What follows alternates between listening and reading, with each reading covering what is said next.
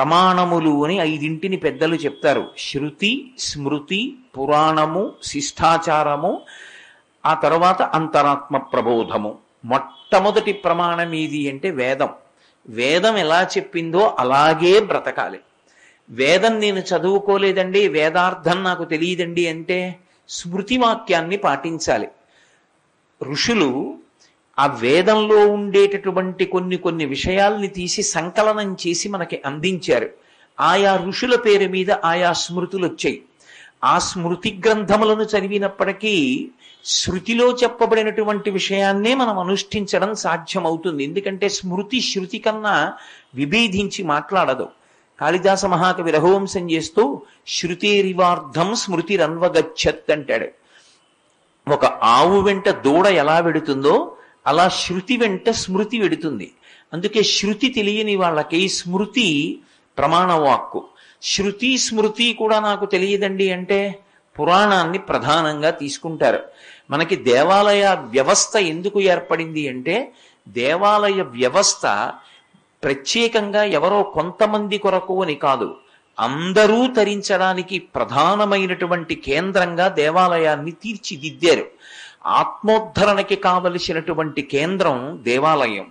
అందుకే దేవాలయంలో నేను ప్రవేశించి ఈశ్వరుణ్ణి సేవించుకోవడానికి నాకు అవకాశం లేదని ఎవరు అనడానికి ఉండదు.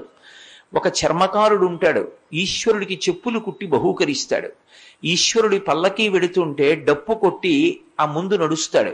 ఒక రజకుడు ఉంటాడు, భగవంతుడికి కట్టి విప్పిన వస్త్రాల్ని ఉతికి తీసుకెళ్లి మళ్ళీ బహూకరిస్తాడు. ఒంట్లో బలమున్న వ్యక్తి ఉంటాడు, దేవాలయాన్ని తుడుస్తాడు, పల్లకి పట్టుకుంటాడు. మంత్రం వచ్చిన వ్యక్తి ఉన్నాడు, ఆయన ముఖమంటపంలో కూర్చుని ఆ వేద మంత్రాలు చదువుతాడు. వ్యాకరణం వచ్చిన వ్యక్తి ఉన్నాడు, దేవాలయంలో వ్యాకరణ మంటపంలో కూర్చుని శిష్యులకి వ్యాకరణం చెప్తాడు. ఒక సువాసిని ఉంది, ఆమె దేవాలయ ప్రాంగణంలో ఆవు పేడతో నీళ్లు జల్లి ముగ్గు పెడుతుంది.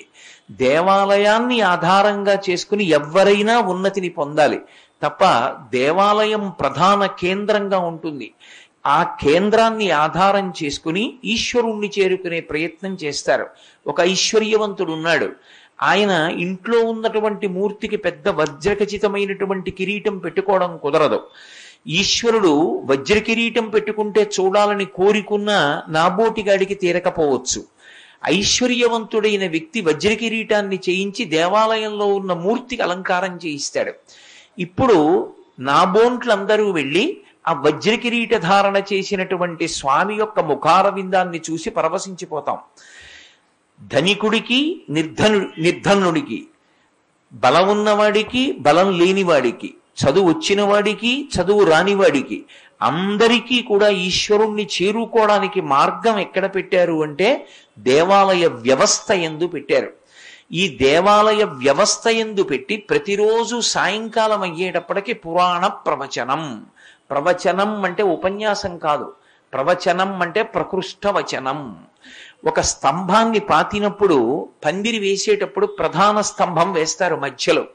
ఆ స్తంభాన్ని వేసి గట్టిగా ఉందో లేదో చూడడానికి ఎవరు పాతాడో ఆయనే ఊపి చూస్తాడు.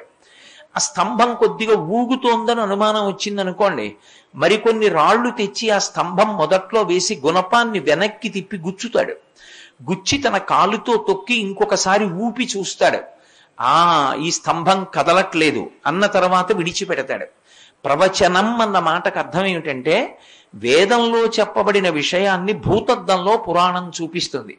సర్గశ్చ ప్రతిసర్గశ్చ వంశో మన్వంతరాణిచ వంశానుచరితం చైవ పురాణం పంచలక్షణం.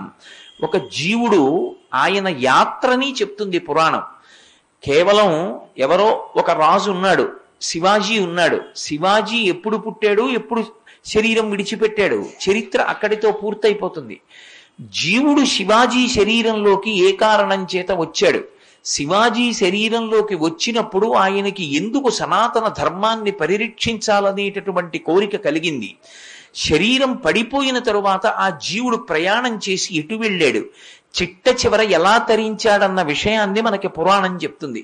పురాణం శృతిలో ఉన్న విషయాన్ని ఆధారం చేసుకుంటుంది. ఇప్పుడు భూతద్దంలో వేదాన్ని చూపించినటువంటి పురాణాన్ని చదువుకున్నటువంటి వారు, ఆ పురాణాన్ని విన్నటువంటి వారికి ధర్మమునందు అనురక్తి కలుగుతుంది.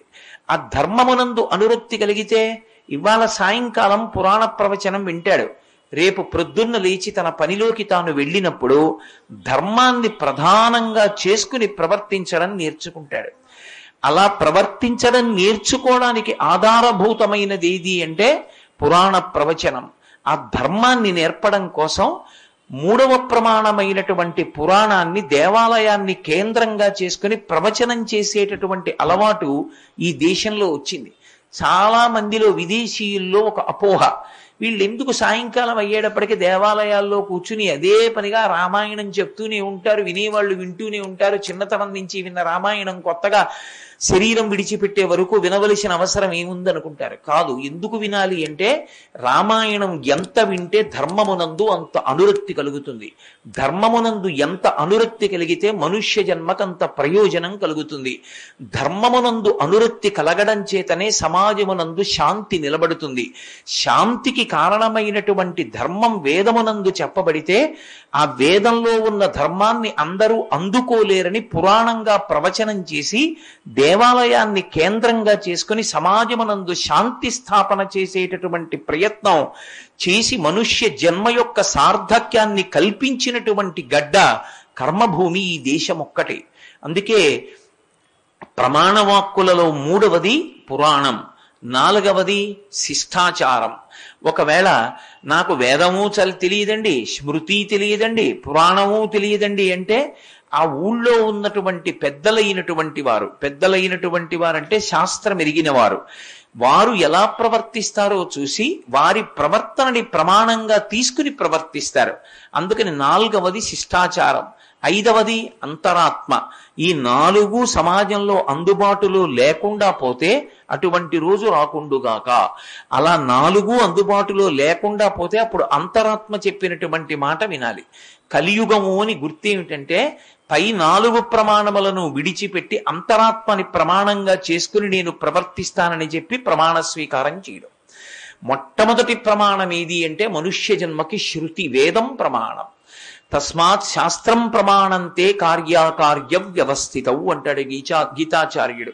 ఒక పని ఎలా చెయ్యాలి, ఎందుకు చెయ్యాలి అన్న మీమాంస ఏర్పడినప్పుడు, అనుమానం ఏర్పడినప్పుడు ఆ పని ఎలా చెయ్యాలో చెప్పడానికి అధికారం ఉన్నది ఏది అంటే ఒక్క శాస్త్రమునకే అధికారం ఉన్నది. ఏది శాస్త్రము? శాసనాత్ శంసనాత్ ఇది శాస్త్రం. శాసించి చెప్పేది, రాజశాసనంలా చెప్పేది, నువ్వు ఇలా ఉండాలని శాసించి చెప్పేది ఏది ఉన్నదో దానికి శాస్త్రమని పేరు. ఏది శాస్త్రము అంటే వేదమే శాస్త్రము. మొట్టమొదటి శాస్త్రం ఏది అంటే వేదం. శంకర భగవత్పాదాచార్య స్వామి వారు ఈ లోకంలో అవతరించి మహాసముద్రమంతటి వాంగ్మయాన్ని ఇచ్చి అవతార పరిసమాప్తి చేస్తుంటే శిష్యులు వెళ్ళి శంకరుల్ని అడిగారు, అయ్యా మీరు సముద్రమంత వాంగ్మయాన్ని ఇచ్చారు, అవతార పరిసమాప్తి చేస్తున్నారు, ఈ వాంగ్మయం మేము ఎప్పటికి చదువుకుంటాం, ఎప్పటికి అనుష్ఠిస్తాం?